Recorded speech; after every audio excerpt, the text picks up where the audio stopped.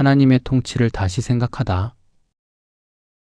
제3장 불트만은 왜 종말을 현재의 사건으로 이해했을까? 안녕하세요. 바이블 마이너 지입니다. 지난 시간에는 키르케고르의 죽음에 이르는 병을 함께 살펴보았습니다. 키르케고르는 인간에게 가장 무서운 죽음은 육체의 죽음이 아니라 하나님 앞에서 참된 자아를 잃어버린 절망이라고 말했습니다. 오늘은 현대 신학에 지대한 영향을 끼친 신학자 루돌프 불트만을 소개하려고 합니다. 많은 사람들은 불트만을 기적을 믿지 않은 신학자 정도로 생각합니다. 그러나 그의 중심적인 관심은 그것이 아니었습니다. 불트만이 던진 더 중요한 질문은 이것입니다. 우리 현대인이 신약 성경을 어떻게 이해할 수 있는가? 불트만은 1세기의 세계관을 가진 기자들이 신약을 기록했다고 보았습니다. 천사, 귀신, 하늘, 지옥, 세상의 끝. 당시 사람들은 그런 신화적인 용어를 사용했습니다. 그러나 현대인은 더 이상 그 세계관을 그대로 수용할 수 없습니다.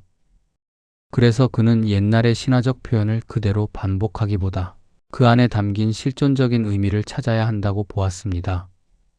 그는 이것을 비신화와 디미솔로자이징이라고 불렀습니다. 그렇다면 불트만은 종말을 어떻게 이해했을까요? 그의 해석은 현대 신학에 큰 변화를 가져왔습니다. 재림은 먼 미래의 역사적 사건이라기보다 오늘 하나님의 말씀이 나에게 다가오는 사건이 되었습니다. 부활은 역사 마지막 날 죽은 몸이 다시 살아나는 사건이라기보다 오늘 새로운 존재로 살아가는 사건이 되었습니다.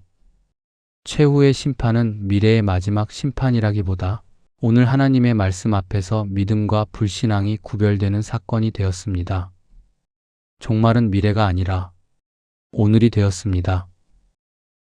저는 불트만을 공부하면서 한 가지 왜 현대 신학이 사후의 천국보다 오늘의 삶을 더 강조하는지를 알게 되었습니다. 불트만이 던진 질문은 의외로 단순했습니다. 오늘 당신은 하나님의 말씀에 어떻게 응답하겠습니까? 그 질문이 20세기 신학 전체에 큰 영향을 주었습니다. 저는 그 점에서 불트만에게 감사합니다. 그는 신앙이 단지 미래를 기다리는 일이 아니라 오늘의 결단이라는 사실을 새삼 일깨워 주었습니다. 그러나 성경을 계속 읽으면서 저에게는 또 다른 질문이 생겼습니다. 하나님의 나라가 과연 개인의 실존적 결단만 말씀할까? 그것을 넘어 더 큰 이야기를 하고 있는 것은 아닐까? 그래서 저는 다시 인류의 첫 이야기로 돌아갔습니다. 창세기를 다시 읽으면서 놀라운 사실을 발견했습니다. 하나님께서 처음 인간에게 주신 명령은 한 개인에게 주신 말씀이 아니었습니다. 생육하라, 번성하라, 땅에 충만하라, 땅을 정복하라, 모든 생물을 다스리라. 이 말씀은 한 개인의 사명이 아니라 인류 전체가 받은 사명이었습니다.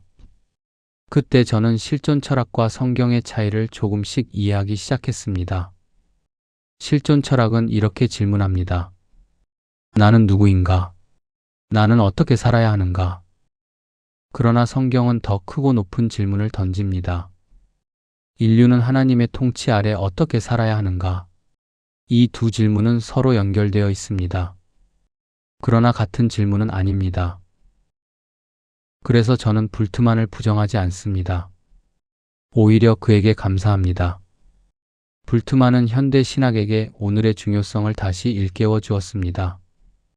그러나 성경은 거기에서 한 걸음 더 나아갑니다. 성경은 개인의 실존만이 아니라 모든 인류를 향한 하나님의 통치를 말씀합니다.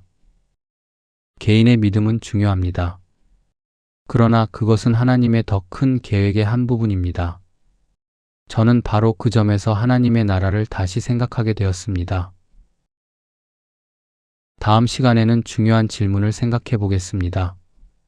실존주의는 인간의 가장 깊은 문제를 해결했을까요?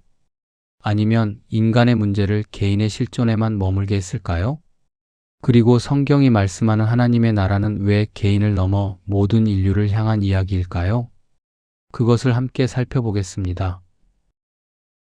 시청해 주셔서 감사합니다.